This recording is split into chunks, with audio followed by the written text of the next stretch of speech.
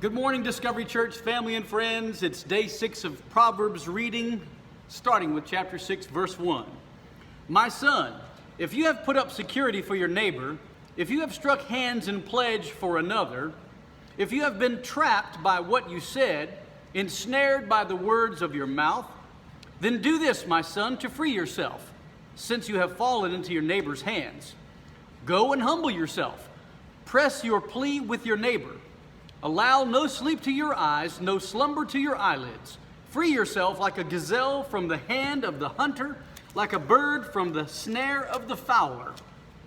Go to the ant, you sluggard, consider its ways and be wise. It has no commander, no overseer or ruler, yet it stores its provisions in summer and gathers its food at harvest. How long will you lie there, you sluggard? When will you get up from your sleep, a little slumber, a little folding of the hands to rest, and poverty will come on you like a bandit, and scarcity like an armed man. A scoundrel and villain who goes about with a corrupt mouth, who winks with his eye, signals with his feet, and motions with his fingers, who plots evil with deceit in his heart, he always stirs up dissension. Therefore disaster will overtake him in an instant. He will suddenly be destroyed without remedy. There are 6 things the Lord hates, 7 that are detestable to him: haughty eyes, a lying tongue, hands that shed innocent blood, a heart that devises wicked schemes, feet that are quick to rush into evil, a false witness who pours out lies, and a man who stirs up dissension among brothers. My son, keep your father's commands and do not forsake your mother's teaching. Bind them on your heart forever, fasten them around your neck. When you walk, they will guide you. When you sleep, they will watch over you. When you awake, they will speak to you. For these commands are a lamp, this teaching is a light, and the correction of discipline are the way to life, keeping you from the immoral woman, from the smooth tongue of the wayward wife. Do not lust in your heart after her beauty, or let her captivate you with her eyes. For the prostitute reduces you to a loaf of bread, and the adulteress preys upon your very life. Can a man scoop fire into his lap without his clothes being burned? Can a man walk on hot coals without his feet being scorched? So is he who sleeps with another man's wife. No one who touches her will go unpunished. Men, do not despise a thief if he steals to satisfy his hunger when he is starving. Yet if he is caught, he must pay 7-fold, though it costs him all the wealth of his house. But a man who commits adultery lacks judgment. Whoever does so destroys himself.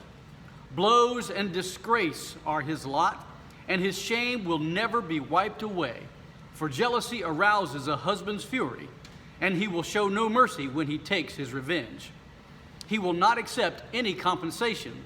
He will refuse the bribe, however great it is. 2 things from this proverb. Well, from this chapter of Proverbs, Proverbs 6. Number 1, Solomon is warning against folly. Folly would be making mistakes, exercising poor sensibility. You know, our world seems to lack common sense.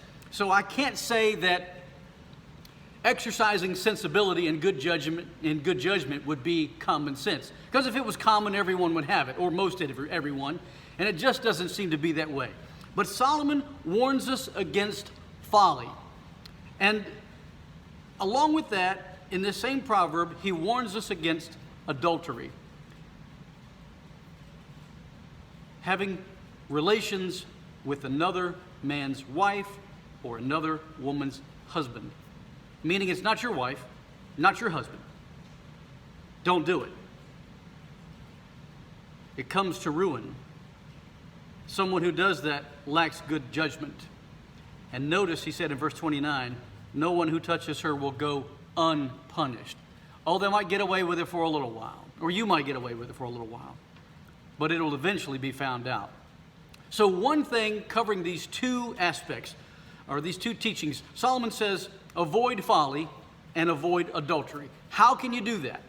Well, you can avoid both by exercising good judgment, by making good decisions. And this word good really is the word moral. moral judgment, moral decision making, right decision making. How can you know what is the moral thing to do, the right thing to do, the good thing to do? By seeking the Lord through His Word. Be blessed. Have a good day. See you tomorrow.